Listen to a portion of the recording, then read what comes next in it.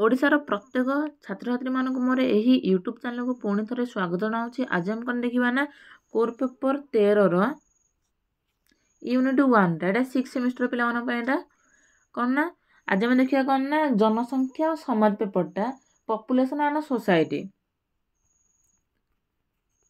Population and society. तो आज हम कौन देखिए ना जनसंख्या अध्ययन कौन जनसंख्या अध्ययन कौन बुझा पूर्व तुमने प्रथम बुझा चेष्टा करना जनसंख्या कौन ना एक निर्दिष्ट स्थान एवं निर्दिष्ट समय से ही अंचल बसवास करुवा लोक मान संख्या को जनसंख्या आम कही था जनसंख्या कहले। तो देखिए जनसंख्या अध्ययन करना जनसंख्या अध्ययन करना एक निर्दिष्ट समय और स्थान रे जनसंख्या देखा परिवर्तन को अध्ययन करना जनसंख्या अध्ययन कौन निर्दिष्ट स्थान एवं समय बसवास कर लोक मानकर संख्या को जनसंख्या कहले।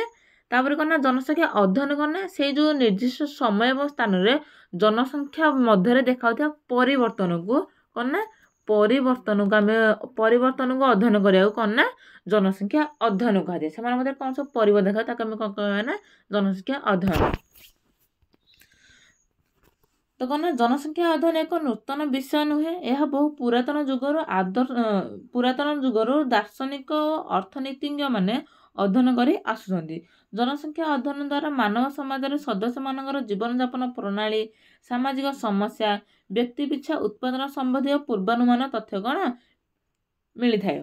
जनसंख्यार आकार संरचना लक्षण यार वितरण कौन जनसंख्या अध्ययन कौन करा उपर एक निर्दिष्ट समय और स्थान रे जनसंख्या देखा परिवर्तन को कौन अध्ययन करना जनसंख्या अध्ययन करना एक निर्दिष्ट समय और स्थान रे जनसंख्या देखा परिवर्तन को अध्ययन करना जनसंख्या अध्ययन। तो मुझे प्रथम कही रखी करना निर्दिष्ट समय और स्थान रे से अंचल बसवास कर लोक मान जनसंख्या को गला तार जनसंख्या देखा परिवर्तन को अध्ययन करना जनसंख्या अध्ययन कहगला। कौन ग्रीक दार्शनिक और प्लाटो जनसंख्यार अत्यधिक वृद्धिर कुप्रभाव उपर सचेतन थिले। जदि आम देश कि राज्य जनसंख्यार मात्रा जब बढ़ी तेज कौन देखा कौन असुविधा हम विभिन्न प्रकार असुविधा देखा माने कौन बेकारी सृष्टि हम अत्यधिक मात्रा बेकारी सृष्टि हो माने खाद्य पानी कौन असुविधा देखा तेणु से जिते माने जनसंख्यार अत्यधिक वृद्धिर कुप्रभाव उपर कौन से कौन सचेतन थे कि प्लाटो एवं आरिस्टोटल।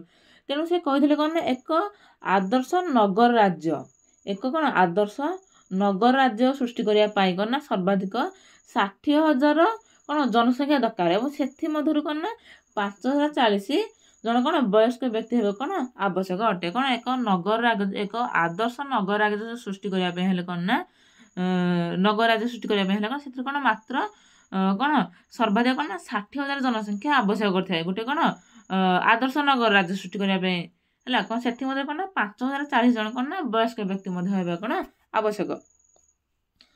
जनसंख्या अध्ययन विषय वस्तु गुड़िक होची कौन ना माने जनसंख्या अध्ययन माने को आधार कौन जनसंख्या को अध्ययन कर कौन ना प्रजनन जन्महार मृत्युहार स्थानांतरीकरण जनसंख्यार आकार संरचना लक्षण और वितरण माध्यम कौन ना जनसंख्या अध्ययन कर जनसंख्या अध्ययन कौन विषय वस्तु गुड़ा एगुड़ा कौन मैंने देश जन्महार केत मात्रा बढ़ुची कमुच जन्महार मृत्युहार स्थानांतरीकरण तो मैंने जानते बर्तमान समय कौन ना ग्राम अपेक्षा सहर जनसंख्यार मात्रा कौन अधिक मात्रा देखा मिलूँ कारण कौन ना लोक मैंने कौन ना ग्रामांचल रहा अधिकांश पसंद माने भल पाऊना ग्रामांचल रहा अपेक्षा कौन ना सहरांचल रहा कौन अधिक पसंद करता जहाँद्वारा कौन सहरांचल जनसंख्या मात्रा कौन वृद्धि होगा लगी जनसंख्यार आकार केमती कौन अच्छे अधिक अच्छी कि कम तार संरचना और लक्षण और वितरण माध्यम कौन तार सब कौन जनसंख्या अध्ययन विषय वस्तु गुड़ सब एगुड़ा ये माध्यम सब कौन जनसंख्या अध्ययन कर।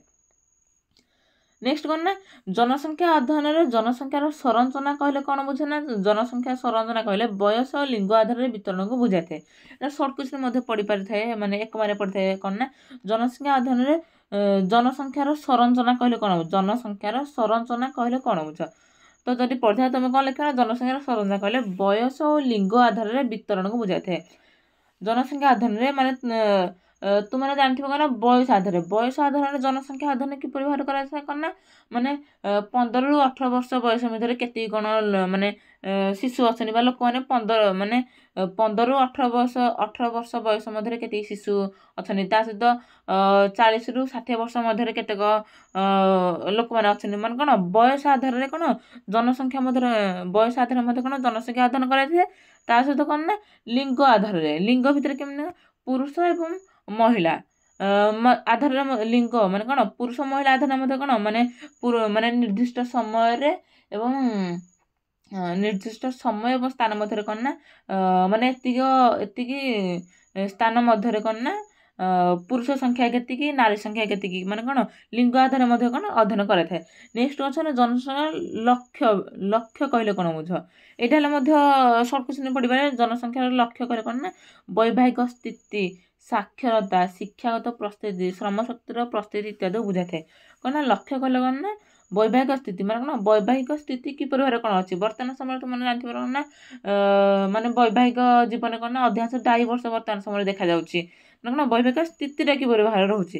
ସାକ୍ଷରତା ହାର ମାନେ କ'ଣ ଭାରତରେ କିମ୍ବା ରାଜ୍ୟରେ କିମ୍ବା ସମାଜରେ କ'ଣ ନା ସାକ୍ଷରତା ହାର ମାନେ ବଢ଼ୁଛି କି କମୁଛି କ'ଣ ନାହିଁ ସେଇ ବିଷୟରେ। ତାର ଶିକ୍ଷାଗତ ପ୍ରସ୍ତୁତି, ତା ସହିତ ଶ୍ରମଶକ୍ତିର ପ୍ରସ୍ତୁତି ମାନେ କ'ଣ ସମାଜରେ ପ୍ରତ୍ୟେକ ବ୍ୟକ୍ତି ସମାନ ଭାବରେ ଶ୍ରମଶକ୍ତି ମାନେ କ'ଣ କାର୍ଯ୍ୟରେ ନିୟୋଜିତ ହୋଇପାରୁଛନ୍ତି କି ନାହିଁ ଏଇ ମଧ୍ୟରେ।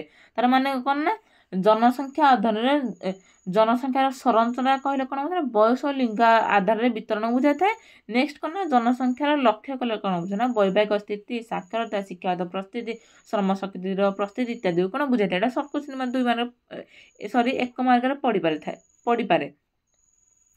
ନେକ୍ସଟ ଦେଖିବା ମାନେ ଜନସଂଖ୍ୟା ଅଧ୍ୟୟନର ଇତିହାସ ଟିକେ ଦେଖିଦେବା। ଇତିହାସ କ'ଣ ଅଛି ନା ଆକ୍ଚୁଆଲି ଗୁଇଲାର୍ଡସ 1855 ମସିହାରେ ତାଙ୍କ ପୁସ୍ତକ elements of statistics human in demography କମ୍ପେୟାରରେ ସର୍ବପ୍ରଥମେ ଡେମୋଗ୍ରାଫି ଶବ୍ଦର ବ୍ୟବହାର କରିଥିଲେ। ଏଇଟା ସର୍ଟ କ୍ୱେଶ୍ଚନ ମଧ୍ୟ ପଡ଼ିପାରିଥାଏ। କିଏ ଡେମୋଗ୍ରାଫି ଶବ୍ଦର ବ୍ୟବହାର କରିଥିଲେ, ନହେଲେ କେତେ ମସିହାରେ ସେ ଡେମୋଗ୍ରାଫି ଶବ୍ଦର ବ୍ୟବହାର କରିଥିଲେ। ତୁମମାନେ ସବୁ ଜାଣିଛ ସର୍ଟ କ୍ୱେଶ୍ଚନ କେମିତି କ'ଣ ସବୁ ପଡ଼ିବ। ତା ସହିତ କ'ଣ ନା ସର୍ଟ କ୍ୱେଶ୍ଚନ ପଡ଼ିବାରେ ମଧ୍ୟ ଡେମୋଗ୍ରାଫି ଶବ୍ଦର ବ୍ୟବହାର ମାନେ କେଉଁ ପୁସ୍ତକରେ ହୋଇଥିଲା ବା କେବେ ସର୍ବପ୍ରଥମେ ହୋଇଥିଲା ବା କିଏ କରିଥିଲେ। ସର୍ଟ କ୍ୱେଶ୍ଚନ ଏଗୁଡ଼ା ପଡ଼ିଥାଏ। ଏଇଟା ଭଲ ଭାବରେ ଟିକେ ଦେଖିଦେବ। ମାନେ ସର୍ଟ କ୍ୱେଶ୍ଚନ ଏଇ ମଧ୍ୟରୁ ଏଇ ଭିତରେ ସର୍ଟ କ୍ୱେଶ୍ଚନ ପଡ଼ିବ। ତ ଏଗୁଡ଼ା ଭଲ ଭାବରେ ଟିକେ କ'ଣ ପଢ଼ି ନେବେ, ଘୋଷିଦେବ ଟିକେ। ତାଙ୍କ ପୂର୍ବରୁ ମାନେ କ'ଣ ସେ ଡେମୋଗ୍ରାଫି ଶବ୍ଦର କ'ଣ ବ୍ୟବହାର କରିଥିଲେ। ତାଙ୍କ ପୂର୍ବରୁ ଜଣେ କିଏ ଥିଲେ ନା ଜନ୍ ଗ୍ରାଉଣ୍ଡ ନାମକ ଜଣେ ଇଂରେଜୀ ପୋଷାକ ବିକାଳି ଥିଲେ। ତାଙ୍କ ଦ୍ୱାରା ରଚିତ natural and political observation made upon the bills of ମୋର୍ଟାଲିଟିରେ 1662 ମସିହାରେ ଜନବିବରଣ ବିଜ୍ଞାନର ସର୍ବପ୍ରଥମ କୃତି ଥିଲା। ତେଣୁ ଜନ୍ ଗ୍ରାଉଣ୍ଡ ଜନବିବରଣ ବିଜ୍ଞାନର ଜନକ ବୋଲି ମଧ୍ୟ କ'ଣ କୁହାଯାଇଥାଏ। ଜନ୍ ଗ୍ରାଉଣ୍ଡ ଜନବିବରଣ ବିଜ୍ଞାନର ଜନକ ବୋଲି କୁହାଯାଇଥାଏ। ଯଦି ପଡ଼ିବ ଜନବିବରଣ ବିଜ୍ଞାନର ଜନକ କିଏ ତ ଲେଖିବ କ'ଣ ନା ଜନ୍ ଗ୍ରାଉଣ୍ଡ ହେଲା। ସର୍ଟ କ୍ୱେଶ୍ଚନ ଏଗୁଡ଼ା ହିଁ ପଡ଼ିଥାଏ ଏଗୁଡ଼ାକ ମଧ୍ୟରୁ। ତ ନେକ୍ସଟ କ'ଣ ନା ଜନବିବରଣ ବିଜ୍ଞାନର ଇଂରାଜୀ ଶବ୍ଦ କ'ଣ ନା ଡେମୋଗ୍ରାଫି। ଜନବିବରଣ ଏଗୁଡ଼ା ହେଲେ ମୋତେ ସର୍ଟ କ୍ୱେଶ୍ଚନ ପଡ଼ିବ କ'ଣ ନା ଜନବିବରଣ ବିଜ୍ଞାନର ଇଂରାଜୀ ଶବ୍ଦ କ'ଣ, ଇଂରାଜୀ ଶବ୍ଦ କ'ଣ ନା ଡେମୋଗ୍ରାଫି। ଡେମୋଗ୍ରାଫି ଶବ୍ଦ ଗ୍ରୀକ ଶବ୍ଦ ଡେମୋସ ରୁ ଆସିଅଛି। ଡେମୋସର ଅର୍ଥ କ'ଣ ନା ଲୋକମାନେ ଏବଂ ଗ୍ରାପ ଶବ୍ଦର ଅର୍ଥ ଯାହାର ଅର୍ଥ କ'ଣ ନା ଲେଖିବା। ଆଉ ଥରେ ମୁଁ କହିଦେଉଛି କ'ଣ ନା ଜନବିବରଣ ବିଜ୍ଞାନର ଇଂରାଜୀ ଶବ୍ଦ କ'ଣ ହେଉଛି ନା ଡେମୋଗ୍ରାଫି। ଏହି ଡେମୋଗ୍ରାଫି ଶବ୍ଦଟି ଗ୍ରୀକ ଶବ୍ଦ ଡେମୋସ୍ ଏବଂ କ'ଣ ଗ୍ରାପରୁ ଆସିଅଛି, ଯାହାର ଅର୍ଥ କ'ଣ ନା ଡେମୋସର ଅର୍ଥ ହେଉଛି ଲୋକମାନେ ଏବଂ ଗ୍ରାପର ଅର୍ଥ ହେଉଛି କ'ଣ ନା ଲେଖିବା। ତେଣୁ ଡେମୋଗ୍ରାଫିର ଅର୍ଥ ହେଉଛି ଲୋକମାନଙ୍କ ବିଷୟରେ ଲେଖିବାକୁ ବୁଝାଇଥାଏ ହେଲା। ତ ଯଦି ଭିଡ଼ିଓଟି ଭଲ ଲାଗିଲା ତେବେ ଲାଇକ୍ କରନ୍ତୁ, ସେୟାର କରନ୍ତୁ ଏବଂ ଯାହା ବି ଡାଉଟ୍ ଅଛି କମେଣ୍ଟ ବକ୍ସରେ ଲେଖନ୍ତୁ। ତା ସହିତ ଭିଡ଼ିଓଟି ତୁମ ସାଙ୍ଗସାଥିମାନଙ୍କ ମଧ୍ୟରେ ଟିକେ କ'ଣ ଟିକେ ସେୟାର କରନ୍ତୁ, ଯାହାଦ୍ୱାରା ସେମାନଙ୍କ ପାଖରେ ମଧ୍ୟ ଭିଡ଼ିଓଟି ପହଞ୍ଚି ପାରିବ। ତା ସହିତ ଭିଡ଼ିଓଟି ତୁମମାନଙ୍କୁ ଯେତେ ମାନେ ମୋର ବେଷ୍ଟ ଦେବା କଥା ଯେତେ ମୁଁ ସେତିକି ଭଲ ଭାବରେ ବୁଝେଇଛି। ତ ତୁମମାନଙ୍କୁ ଭିଡ଼ିଓଟି ଭଲ ଲାଗିଲା କି ନାହିଁ ଜଣାଇବା ପାଇଁ କମେଣ୍ଟ ବକ୍ସରେ ୟେସ୍ ଓର୍ ନୋ କମେଣ୍ଟ କରି ନିଶ୍ଚିତ ଭାବରେ ଜଣାଇବେ। ତ ଯେତେ ଶୀଘ୍ର ହେବ ମୁଁ ୟାର ନେକ୍ସଟ ଭିଡ଼ିଓ ଆଣିବାକୁ ଚେଷ୍ଟା କରିବି। ରହୁଛି, ଜୟ ଜଗନ୍ନାଥ।